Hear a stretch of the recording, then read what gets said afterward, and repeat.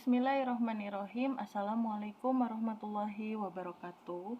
Pada video ini saya akan membahas mengenai reaksi-reaksi lain dari alkohol.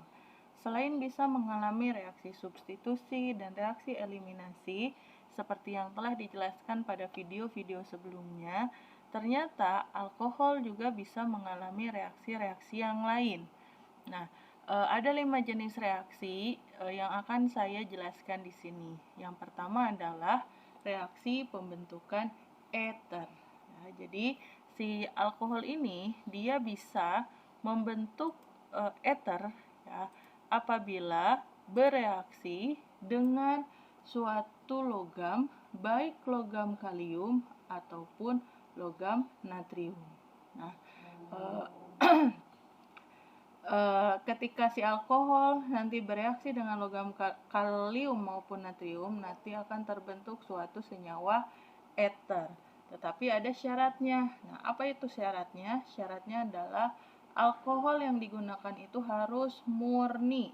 Ya, jadi alkoholnya harus murni, bukan dalam bentuk larutan alkohol. Jadi tidak ada H2O sama sekali dari alkohol dalam alkohol tersebut. Jadi harus murni itu si alkoholnya itu benar-benar 100% isinya alkohol. Nah, nanti reaksi yang terjadi seperti apa ya? Misalnya di sini ada alkohol. Ini ada alkohol bereaksi dengan logam K atau logam Na, maka akan terbentuk suatu kalium alkoksida atau natrium alkoksida, di mana posisi si H ini akan digantikan oleh K atau Na ya. Jadi posisi H-nya akan digantikan oleh K atau Na menjadi CH3COOK atau CH3COO Na dan juga gas H2 ya, supaya setara H2-nya kita beri koefisien setengah ya. Jadi secara umum kalau misalnya alkohol bereaksi dengan logam K ya atau logam Na ya, saya tulisnya di sini salah satunya aja ya, K-nya misalnya, maka nanti H dengan K-nya itu akan ditukar ya menjadi apa ya, menjadi yang tadinya ROH menjadi ROK ya. Jadi menjadi ROK. Jadi ini nih ditukar. Sorry, H-nya ditukar. Nah, RO-nya tetap ROK dan gas H2 ya. Seperti itu. Jadi kalau nanti ada soal, ada ditanya kalau misalnya alkohol bereaksi dengan logam Na, hasilnya apa? Kalian harus sudah bisa menjawab. Nah, terus kemudian kenapa sih si alkohol ini harus anhidrat atau harus murni 100% isinya alkohol, tidak boleh dalam bentuk larutan? Karena jika ada air ya, jika dalam bentuk larutan ya, terlarut dalam air si alkoholnya, maka si logam alkoksida ini akan bereaksi dengan air, kembali lagi ya membentuk suatu alkohol ya, dan logamnya menghidrolisis air ya membentuk suatu basa ya. Makanya perlu diperhatikan ya, kalau mau membentuk senyawa alkoksida atau ether dari logam kalium maupun natrium, pastikan bahwa si alkoholnya itu harus murni 100% isinya alkohol ya. Itu ya reaksi yang pertama ya, yaitu reaksi pembentukan ether. Kemudian reaksi selanjutnya adalah reaksi pembentukan alkil halida ya. Jadi alkohol itu bisa membentuk senyawa alkil halida ya apabila dia bereaksi ya. Jadi kalau misalnya alkohol bereaksi dengan suatu asam halida ya, maka akan terbentuk alkil halida. Nah, kalau alkil halidanya itu terbentuk dari asam halida, maka dia akan mengalami mekanisme reaksi substitusi ya, baik SN1 maupun SN2, tergantung jenis alkoholnya. Nah, ternyata selain si alkohol ini bisa membentuk alkil halida dengan suatu asam halida, alkohol juga bisa membentuk alkil halida jika dia bereaksi dengan PCl3 atau PCl5 dan dengan tionil klorida. Tionil klorida itu adalah SOCl2 ya. Jadi pembentukan alkil halida itu tidak hanya jika si alkohol bereaksi dengan asam halida saja ya, tapi bisa juga dengan PCl3, PCl5 maupun SOCl2 ya. Nah, bagaimana reaksinya? Ya, di sini saya tidak akan menjelaskan mekanismenya, saya akan langsung menunjukkan bagaimana reaksinya. Ya, jadi kalau si alkohol ini bereaksinya dengan PCl3, maka gugus H pada alkohol ini akan digantikan dengan satu buah halida, ya, dengan satu buah Cl, sehingga terbentuklah ya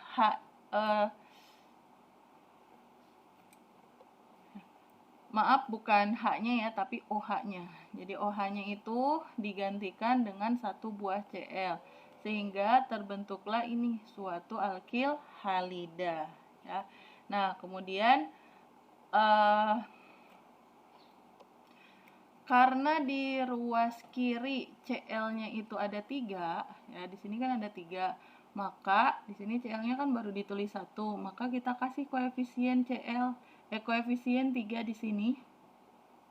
Nah, karena si alkil halida koefisiennya 3, maka kita beri juga koefisien 3 di ruas kiri.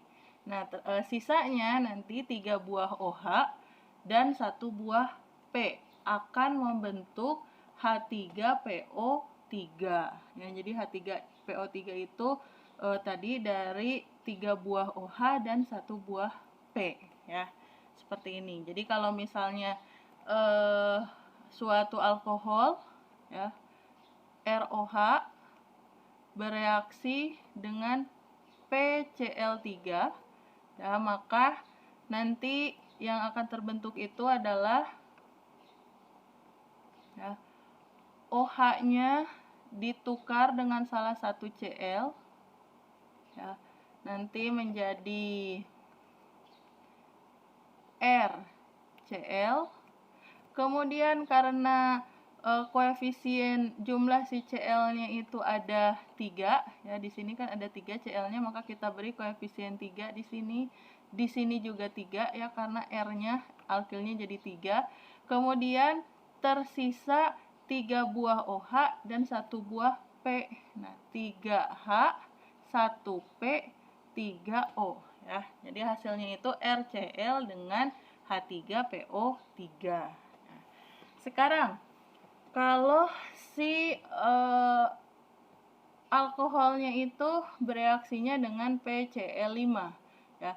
Kita lihat ya di sini, kalau alkoholnya itu berlebih ya, dengan jumlah alkohol yang sedikit, nanti hasil reaksinya itu berbeda. Kalau alkoholnya berlebih seperti pada reaksi yang ini, maka akan sama seperti PCl3, akan terbentuk suatu asam. Kalau dengan PCl3 terbentuk asam fosfit H3PO3, kalau dengan PCl5 akan terbentuk asam fosfat ya. Nah, reaksinya seperti apa? Sama ya. Jadi di sini OH-nya ya, OH pada alkohol digantikan dengan satu buah Cl ya. OH-nya diganti dengan Cl, kemudian karena Cl-nya di sini ada 5, maka kita beri koefisien 5 di kiri dan di kanan ya, karena alkilnya jadi 5. Kemudian kita punya 5 buah OH ya. 5 buah OH.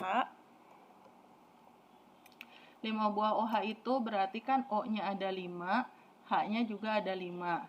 Nah, 3 buah H-nya membentuk H3PO4, H yang 2 menjadi H2O.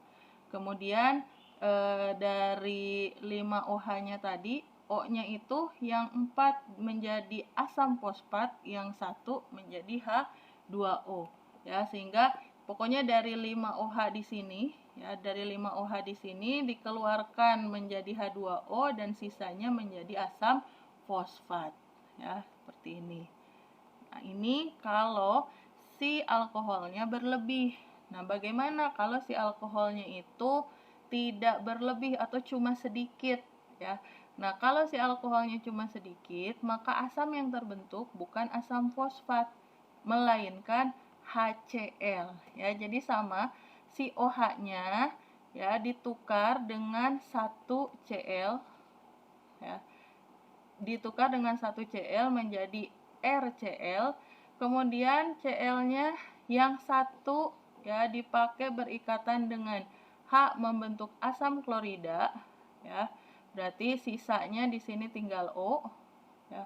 Kemudian di sini ada P dan ada 3 buah Cl, ya. Kenapa 3? Karena dari 5 sudah dipakai 1 membentuk alkil halida, yang 1 membentuk asam klorida, ya. Sehingga tersisa 1 P dari sini, kemudian 1 O dari OH yang ini, dan 3 buah Cl, ya, sehingga terbentuk alkil halida, asam klorida, dan POCl3, ya. Jadi asam klorida terbentuk jika stok alkoholnya lebih sedikit. Kalau stok alkoholnya banyak atau berlebih, maka yang terbentuk itu bukan asam klorida tetapi asam fosfat, ya, seperti itu. Nah, kemudian bagaimana kalau si alkohol itu bereaksinya bukan dengan PCl3, bukan dengan PCl5, melainkan dengan SOCl2.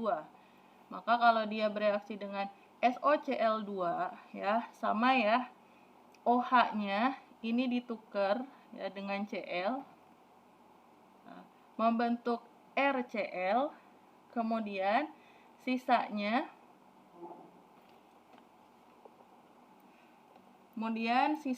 ya di sini bukan SOCl melainkan SOCl2. Nah, kita benerin dulu di sini SOCl2 supaya hasil reaksinya bisa dipahami ya, kenapa bisa hasilnya seperti itu. Jadi OH ditukar dengan salah satu Cl, terbentuklah RCl. Maka di sini sisanya OH-nya sama S sama O sama 1 Cl. Nah, H dengan Cl bergabung membentuk suatu asam klorida. Nah, sisanya membentuk senyawa SO2. Ya, jadi hasil reaksinya itu kalau alkohol bereaksi dengan SOCl2 atau tionil klorida, maka akan terbentuk suatu alkil halida, kemudian SO2 dan HCl, ya. Dengan reaksi seperti ini. Ini adalah reaksi yang kedua, berupa reaksi pembentukan alkil halida. Nah, selanjutnya, selain si alkohol itu bisa membentuk ether jika bereaksi dengan logam K atau Na, kemudian ether juga bisa membentuk, alkohol juga bisa membentuk alkil halida dengan cara bereaksi dengan asam halida atau PCl3, ya, PCl5 dan SOCl2. Nah, dan reaksi selanjutnya, alkohol bisa mengalami reaksi pembentukan ester, atau nama lainnya itu adalah reaksi esterifikasi, ya.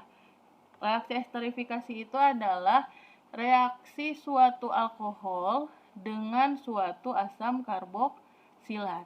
Jadi kalau alkohol bereaksi dengan asam karboksilat akan menghasilkan senyawa ester. Ester dan apa? Ester dan air.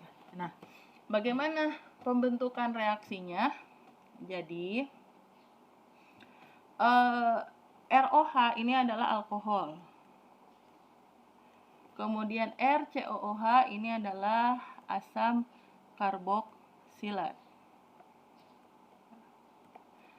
Kalau ROH kita tulis saja R-nya itu R aksen, kemudian RCOOH R pada asam karboksilat itu R saja, maka nanti ya akan terjadi pertukaran ini nih yang ditukar ini OH pada alkohol dengan H pada asam karboksilat ya. Ini akan lepas ya, ini akan lepas ya. Nah, posisi si H-nya akan digantikan oleh R ya. Jadi posisi H-nya akan digantikan oleh R aksen ya, sehingga di sini ini ada R aksen ya. R aksen itu adalah gugus alkil yang dari alkohol mengikat O, C rangkap 2O dan R. R yang ini adalah R dari asam karboksilat. Kemudian OH dan H yang terlepas nanti akan membentuk senyawa H2O. Ya, contoh misalnya saya punya metanol bereaksi dengan asam etanoat ya, atau asam asetat. Nah, nanti hasil reaksinya itu apa? Ya, hasil reaksinya nanti ini ya akan ditukar, H sama CH3-nya akan ditukar. Kemudian OH sama H-nya nanti akan membentuk H2O ya, sehingga hasil reaksinya itu CH3 COO. Nah, O-nya yang tadinya mengikat H menjadi mengikat CH3. CH3 ini yang dari alkohol plus 1 molekul H2O ya, seperti itu. Nah, kemudian tadi ya, yang pertama alkohol bisa membentuk ether jika bereaksi dengan logam, bisa juga membentuk alkil halida, bisa membentuk ester, dan ternyata alkohol juga bisa mengalami dehidrasi ya. Nah, kalau alkohol mengalami dehidrasi ya, dia bisa tergantung pada suhu berapa. Nah, kalau misalnya si alkoholnya ini ya, alkohol ini bisa mengalami reaksi dehidrasi kalau dia bereaksi dengan H2SO4 ya. Nah, pada suhu yang berbeda-beda ya, di hasil reaksinya itu nanti juga berbeda. Kalau misalnya si alkoholnya itu bereaksi dengan asam sulfat pada suhu 40 derajat Celcius, maka yang akan dihasilkan adalah molekul air ya, dan alkil hidrogen sulfat ya. Jadi di sini saya tuliskan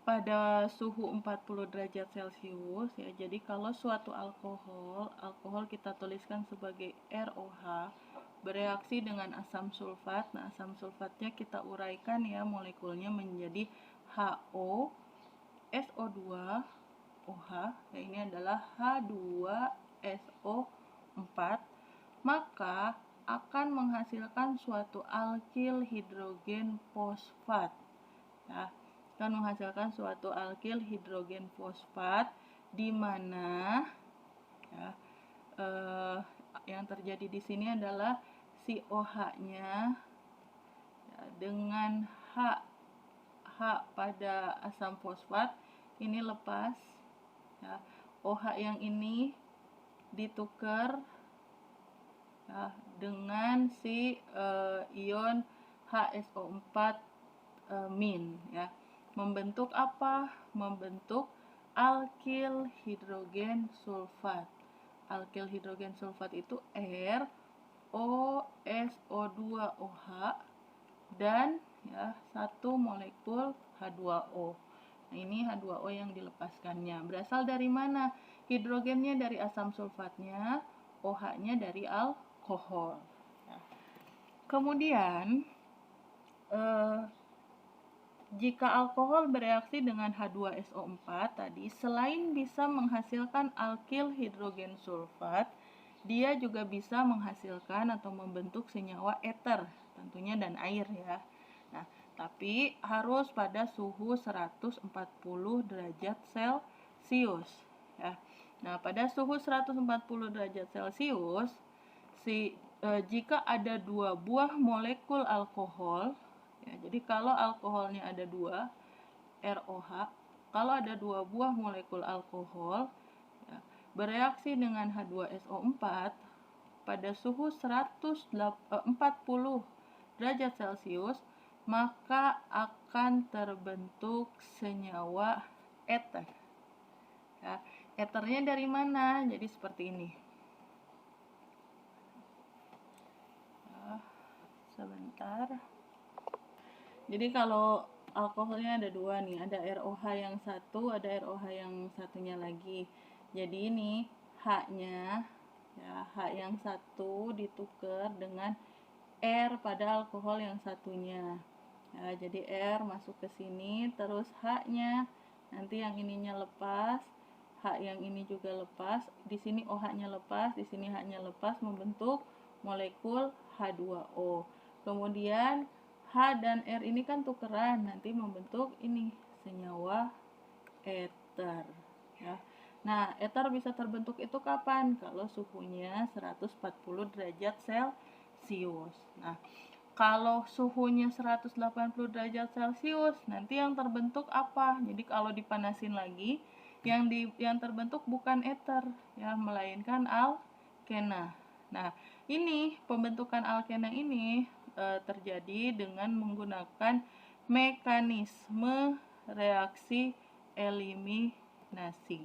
Ya, jadi silakan kalian buka-buka lagi, pahami lagi tentang reaksi eliminasi ya, untuk mengetahui bagaimana reaksi dari suatu alkohol dengan asam sulfat pada suhu 180 derajat Celcius menghasilkan alkena dan air. Nah, kemudian reaksi yang terakhir pada alkohol adalah reaksi oksidasi. Untuk reaksi oksidasi pada alkohol ya, kita harus tahu dulu nih si alkoholnya itu alkohol apa? Apakah alkohol primer, sekunder, atau tersier. Ya. Suatu alkohol jika dia teroksidasi, kalau dia alkoholnya primer, maka akan membentuk suatu aldehid. Nah, alkohol kalau teroksidasi menjadi alkohol primer, kalau teroksidasi dia membentuk aldehid, ya. Kemudian si aldehid kalau teroksidasi juga akan membentuk suatu asam karboksilat, ya. Jadi dari alkohol menjadi aldehid nanti akan kehilangan 2 hidrogen. Kemudian kalau aldehidnya teroksidasi lagi, nanti si aldehidnya akan mendapatkan 1 oksigen membentuk suatu asam karboksilat. Ya, oksidatornya bisa macam-macam ya, bisa apa saja. Kemudian kalau primer tadi bisa teroksidasi menjadi aldehid. Nah, kalau misalnya alkohol sekunder teroksidasi, hasilnya apa? Apakah sama aldehid? Ternyata tidak. Alkohol sekunder kalau teroksidasi dia akan menghasilkan senyawa keton, ya, dengan cara kehilangan 2 hidrogen, ya. 2 hidrogen pada alkohol nanti hilang atau lepas membentuk suatu keton. Nah, kemudian si keton ini bisa teroksidasi lagi nggak seperti pada aldehid? Ternyata keton dia tidak bisa teroksidasi, ya. Nah, selanjutnya ada alkohol tersier. Nah, berbeda dengan primer dan sekunder, alkohol tersier ini dia menolak oksidasi. Ya. Nah, dalam larutan basa dia menolak oksidasi, tapi kalau dalam larutan asam si alkohol tersier ini bisa mengalami reaksi dehidrasi menghasilkan alkena, ya, yang kemudian nanti alkenanya itu bisa teroksidasi, ya. Cuman karena yang kita bahas alkohol, maka kalau alkohol tersier bisa teroksidasi atau tidak, jawabannya adalah tidak, ya. Jadi alkohol tersier tidak bisa mengalami reaksi oksidasi. Kalau alkohol primer dan sekunder bisa. Alkohol primer teroksidasi menghasilkan aldehid, kalau sekunder menghasilkan keton, ya. Baik, itu 5 reaksi dari alkohol yang telah saya jelaskan, ya. Mudah-mudahan bisa dipahami. Karena selanjutnya kalau kalian sudah paham, maka kalian bisa meramalkan hasil reaksi dari suatu alkohol kalau dia bereaksi dengan zat-zat tertentu. Oke, baik. Terima kasih. Assalamualaikum warahmatullahi wabarakatuh.